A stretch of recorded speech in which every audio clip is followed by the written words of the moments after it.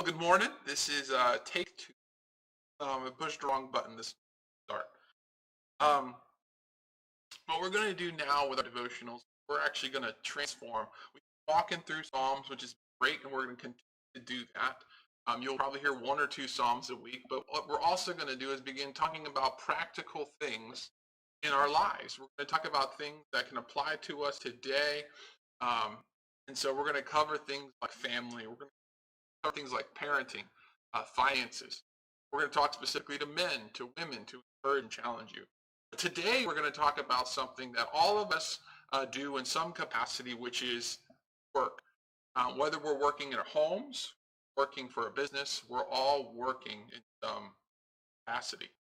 So this morning, what I want us to do is I want to talk about two specific scriptures. Our first one is found in 2 Thessalonians chapter 3, beginning in verse 10. And Paul says, "For even when we were gave you one who is unwilling to work shall not eat."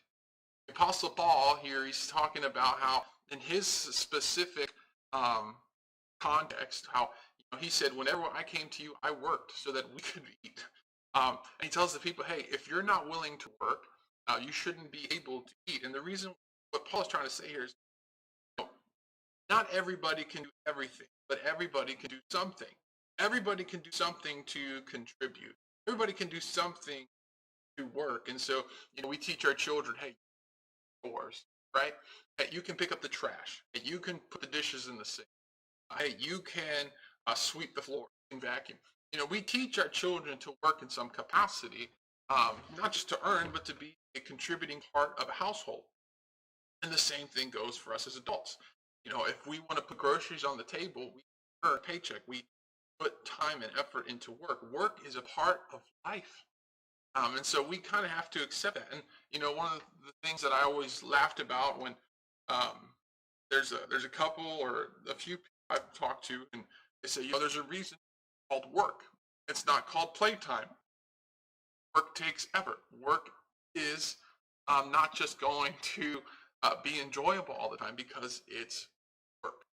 But then the second thing in Colossians 3, what is said, Apostle Paul again, he says, whatever you work at it with all of your heart, as working for the Lord, not for human masters. My encouragement to you today is this.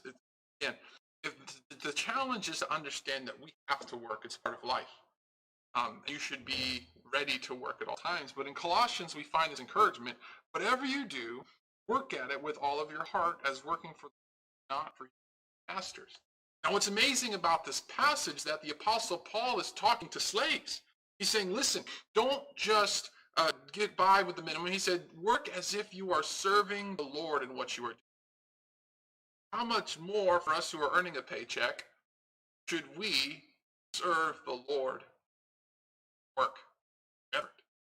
We need to transform our perspective to understand that I'm not just working for a corporation. I'm not just working for a boss. I'm not just working for a company or even myself, but instead I am working to honor God. Honoring God with how I work, with my attitude in the workplace, with my effort in the workplace. Am I just trying to get by, or am I doing what I should be doing in my job? Why? Because I'm honoring God and I'm a reflection of who God is in me, in my workplace, in my effort. Am I taking shortcuts? Right? Am I taking shortcuts in the workplace because I don't want to do it? Or am I making sure I'm doing the job the right way? Honoring God. Work is part of life.